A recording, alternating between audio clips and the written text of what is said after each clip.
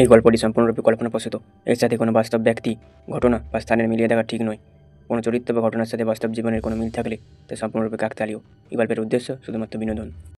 নমস্কার বন্ধুরা, আমি রূপম আর আপনারা শুনছেন রূপম স্টোরি লাইন্স। আজ আমাদের বিশেষ নিবেদন রবীন্দ্রনাথ ঠাকুরের লেখা নষ্ট নীড় পর্ব ৮। গল্পটা শুরু হচ্ছে, শুনতে থাকুন। মন্দা যে এক বর্ণ বুঝিতেছে না এবং অমল যে নিতান্ত নির্বোধের মতো তাকে পড়িয়া শুনাইয়া তৃপ্তি লাভ করিতেছে, এ কথা তাহার চিৎকার করিয়া বলিয়া আসিতে ইচ্ছা করিল, কিন্তু না বলিয়া শত্রুদ্রে পদ শব্দে তাহা প্রচার করিয়া আসিল। স্বয়ং গৃহে প্রবেশ করিয়া চারু দ্বার সশব্দে বন্ধ করিল। অমল ক্ষণকালের জন্য পড়ায় ক্ষান্ত দিল। মন্দা হাসিয়া চারুর উদ্দেশ্যে ইঙ্গিত করিল।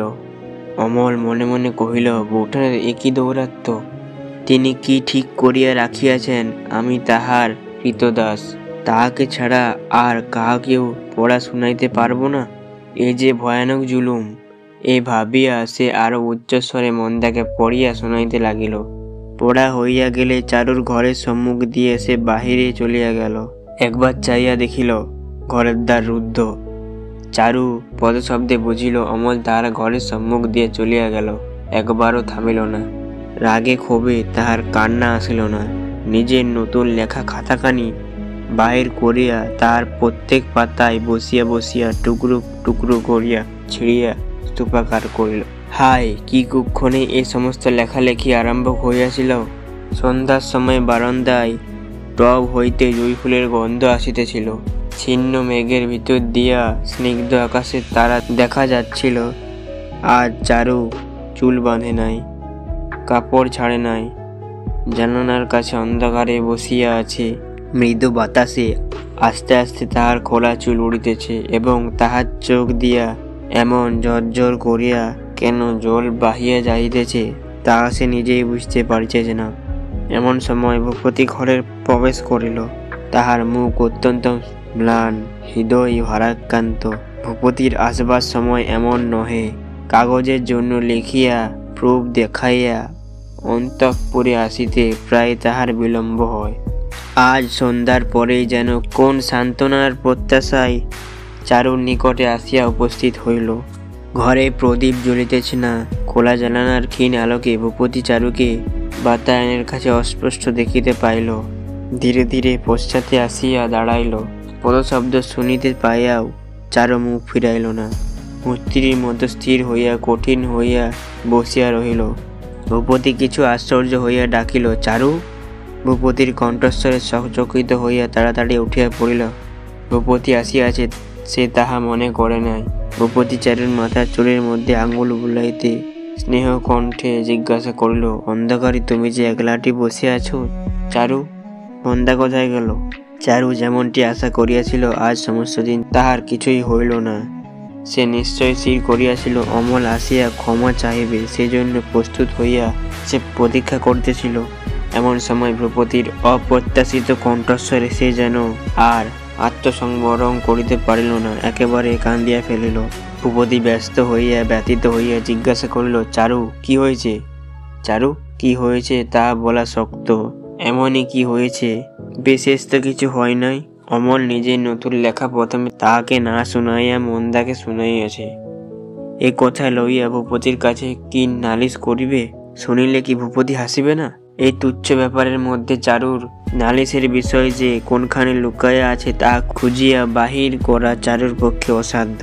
অকারণে সে কেন এত অধিক কষ্ট পাইতেছে ইহাই সম্পূর্ণ বুঝাইতে না পারিয়া তাহার কষ্টের বেদনা আরো বাড়িয়া উঠিয়াছে। ভূপতি, বলো না চারু, তোমার কি হয়েছে? আমি কি তোমার ওপর কোনো অন্যায় করেছি? তুমি তো জানোই কাগজের ঝঞ্ঝাট নিয়ে আমি কিরকম ব্যতিব্যস্ত হয়ে আছি। যদি তোমার মনে কোনো আঘাত দিয়ে থাকে সে আমি ইচ্ছে করে দিইনি। ভূপতি এমন বিষয়ে প্রশ্ন করিতেছে যাহার একটিও জবাব দিবার নাই। সেই জন্য চারু ভিতরে ভিতরে অধীর হইয়া উঠিল। মনে হইতে লাগিল ভূপতি এখন তাহার নিষ্কৃতি দিয়া ছাড়িয়া গেলে সে বাঁচে। ভূপতি দ্বিতীয়বার কোনো উত্তর না পাইয়া পুনর্বার স্নেহসিক্ত স্বরে কহিল, আমি সর্বদা তোমার কাছে আসিতে পারিনি চারু, সেই জন্য আমি অপরাধী। কিন্তু আর হবে না। এখন থেকে দিনরাত কাজ নিয়ে থাকবো না। আমাকে তুমি যতটা চাও ততটাই পাবে। চারু অধীর হইয়া বলিল, সেজন্য নয়। ভূপতি কহিল, তবে কি জন্য? বলে খাটের উপর বসিল। চারু বিরক্তির স্বর গোপন করিতে না পারিয়া কহিল, এখন সে থাক, রাত্রে বলিব। ভূপতি মুহূর্তকাল শব্দ তাকে কহিল, আচ্ছা এখন থাক, বলে আস্তে আস্তে উঠিয়া বাহিরে চলিয়া গেল। তাহার নিজের একটা কি কথা বলিবার ছিল, সে আর বলা হইল না। ভূপতি যে একটা ক্ষোভ পাইয়া গেল, চারুর কাছে তাহা অগোচর রইল না। মনে হইল ফেরিয়া ডাকি, কিন্তু ডাকিয়া কি কথা বলিবে। অনুতাপে তাহাকে বিদ্ধ করিল, কিন্তু কোনো প্রতিকার সে খুঁজে পাইল না। রাত্রি হইল। চারু আজ সব বিশেষ যত্ন করিয়া ভূপতির রাতের আহার সাজাইল এবং নিজে পাখা হাতে করিয়া বসিয়া রহিল।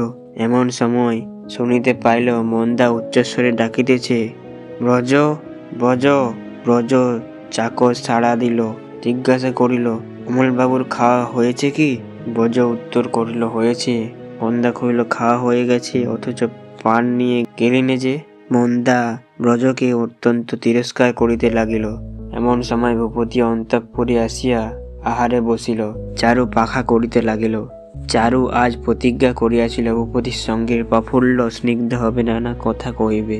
কথাবার্তা আগে হইতে ভাবিয়া প্রস্তুত করিয়া বসিয়াছিল, কিন্তু মন্দার কণ্ঠস্বরে তাহার বিস্তৃত আয়োজন সমস্ত ভাঙিয়া দিল। আহার কালে ভূপতিকে সে একটি কথা বলিতে পারিল না।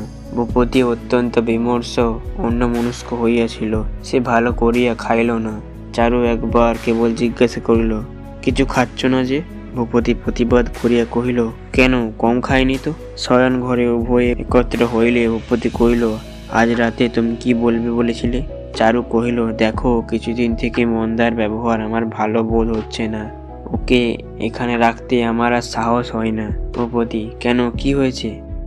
চারু, অমলের সঙ্গে ও এমনি ভাবে চলে যে সে দেখলে লজ্জা হয়।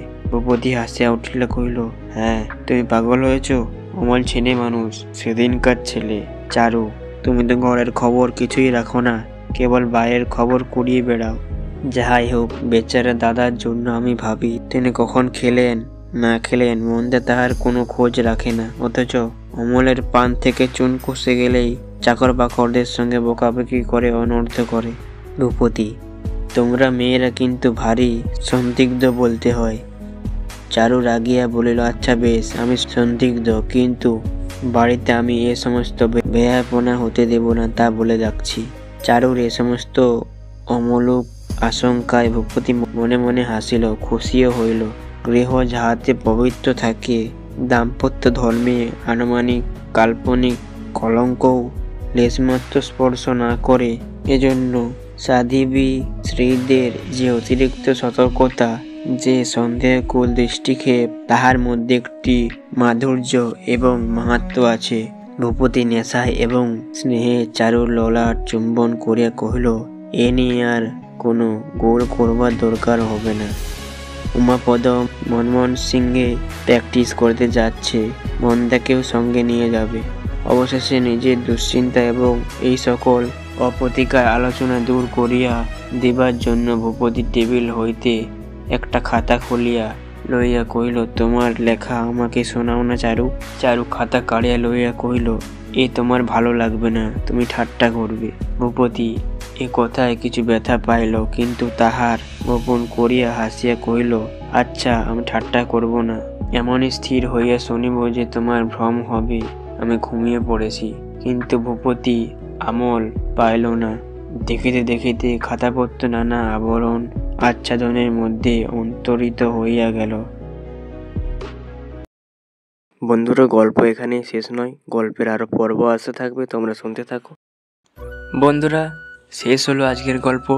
গল্পটা আপনাদের কেমন লাগলো অবশ্যই কমেন্টে জানাবেন। যদি ভালো লাগে অবশ্যই ভিডিওটা লাইক করবেন, আর আমাদের চ্যানেলে নতুন না থাকলে অবশ্যই চ্যানেলটা সাবস্ক্রাইব করে রাখবেন এরকম আরও নতুন নতুন গল্প শোনার জন্য।